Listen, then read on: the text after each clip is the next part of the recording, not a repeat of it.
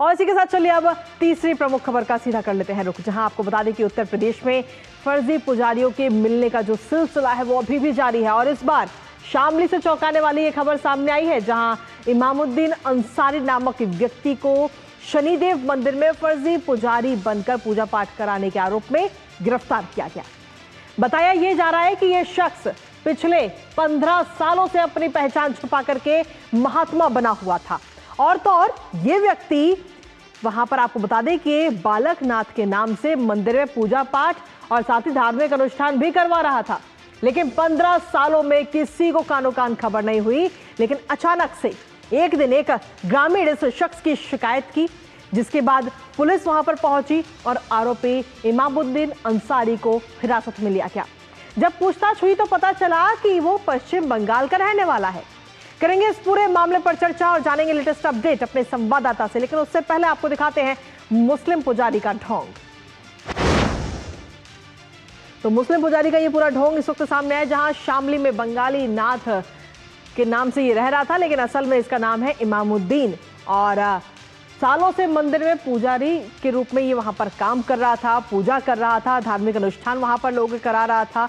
इसके साथ ही धर्म और नाम बदल करके पुजारी का वेश इसने धारण किया है। और 15 साल की अगर हम बात करें तो 15 सालों से नकली महात्मा बनकर ये वहां पर रह रहा था, लेकिन किसी को इस बात की कोई खबर नहीं हुई। इसके साथ ही आपको बता दें कि इमामुद्दीन ने मंदिर बनवाने के नाम पे जमीन भी वहां से हड़प ली, जमीन पर कब्जा कर लिया। उसके बाद मंदिर बनवाने के नाम पर चंदा इकट्ठा किया, पैसा इकट्ठा किया, उस पैसे से ही मंदिर का निर्माण करवाया, मंदिर बनवाया और उसके बाद वहीं पर रहता रहा, लेकिन अपनी पहचान छिपा करके। असल में पश्चिम बंगाल का रहने वाला है इमामुद्दीन। लेकिन इसके साथ ही नकली पुजारी की ये पूरी पोल अब आगे आने वाले समय में और खुलती हुई नजर आई, क्योंकि पुलिस ने इमामुद्दीन को इस वक्त गिरफ्तार कर लिया है। जहां कोर्ट में जब इसकी पेशी हुई तो कोर्ट ने इमामुद्दीन को इस वक्त जेल भेज दिया है। इसके साथ ही इंटेलिजेंस ब्यूरो की भी अब जांच शुरू हो चुकी है इस पूरे मामले को लेकर के। वो वहां से भी पूछताछ और साथ ही आरोपी का जो पूरा नेटवर्क है उसकी भी जानकारी इस वक्त ली जा रही है, जांच की जा रही है कि आखिर इसके नेटवर्क में क्या और भी अन्य लोग इसमें शामिल हैं, आखिर इनका षड्यंत्र क्या है। इस तमाम चीज़ों के सवालों के जवाब को इस वक्त खोजने की कोशिश है। इसके साथ ही आपको बता दें कि इस आरोपी के पास से फर्जी आधार कार्ड और वोटर कार्ड भी बरामद किए गए हैं। तो जहां एक तरफ ये गिरफ्तारी हुई, लेकिन इसके साथ ही आपको बता दें कि इस वक्त अब ढोंगी साधुओं के खिलाफ लगातार एक अभियान चल रहा है, जिसके जरिए पर्दाफाश किया जा रहा है।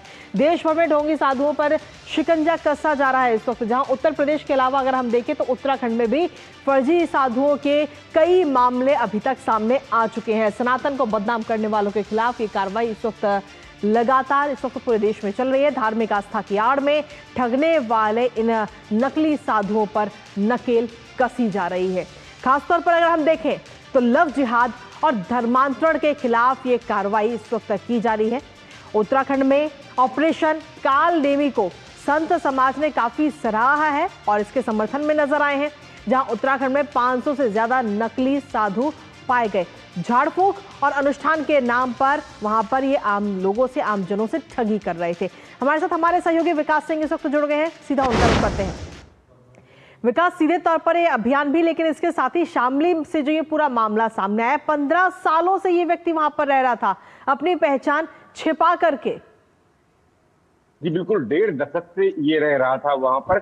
आप अंदाजा लगा सकते हैं किस कदर इसने अपनी पहचान बदली। और सबसे बड़ी बात यह है कृतिका कि हम देख रहे हैं जिस तरीके पुलिस मामले का खुलासा कर रही है, कई ऐसे लोग जो छद्म रूप से भेष बदल कर रहते हैं, उनके पास फर्जी प्रमाण पत्र जरूर मिलते हैं और वो इनके पास से भी मिला। इनके पास से फर्जी आधार कार्ड, फर्जी वोटर आईडी कार्ड और तमाम सारे फर्जी दस्तावेज मिले, और जिनमें इनका पहले तो सहारनपुर निवासी का होने का दावा कर रहा है, इनका जो दस्तावेज मिला है। तो आप समझ सकते हैं कि ये दस्तावेज रखे हैं सहारनपुर का, है ये पश्चिम बंगाल के, बाबा बनते हैं और हैं ये इमामुद्दीन। तो आप समझ सकते हैं किस तरीके से इनके पीछे एक नेटवर्क भी काम कर रहा होगा। इसमें अब इंटेलिजेंस जांच कर रही है, तमाम सारे चीजें खुलकर सामने आएंगी जब इनके मददगारों का पता चलेगा। सबसे बड़ी बात यह है कि कितनी बड़ी मात्रा में, कितनी बड़ी संख्या में फर्जी आधार कार्ड, फर्जी वोटर कार्ड ये सब बनाए जा रहे थे। तो निश्चित रूप से ऐसे लोगों पर सख्त से सख्त कार्रवाई करनी चाहिए और जो इनको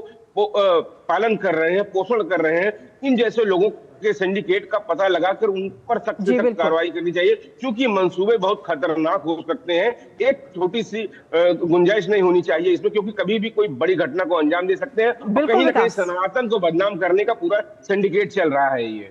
चलिए बहुत बहुत शुक्रिया विकास, तमाम जानकारी और अपडेट्स हमारे साथ साझा करने के लिए। इस खबर से जुड़े हुए लगातार इस पर आप अपनी नजर बनाए रखिएगा। तो सीधे तौर पर अगर हम देखें तो फिलहाल ये गिरफ्तारी हो चुकी है, लेकिन इसके साथ ही जहां एक तरफ ये गिरफ्तारी हुई है, वहां अब इस जांच भी की जा रही है कि आखिर इस शख्स के आसपास और कौन कौन लोग थे, कौन कौन लोग इसके गिरोह में शामिल है, किन किन के संपर्क में था इमामुद्दीन। इन तमाम चीजों के सवालों के जवाब जानने की कोशिश इस वक्त टीम कर रही है। नजर इस पर लगातार बनी रहेगी, लेकिन इसी के साथ फिलहाल न्यूज पंच मुझे हमारी पूरी टीम को दीजिए अनुमति। दोपहर 2 बजे फिर होगी आपसे मुलाकात कुछ और महत्वपूर्ण खबरों के साथ। तब तक के लिए नमस्कार।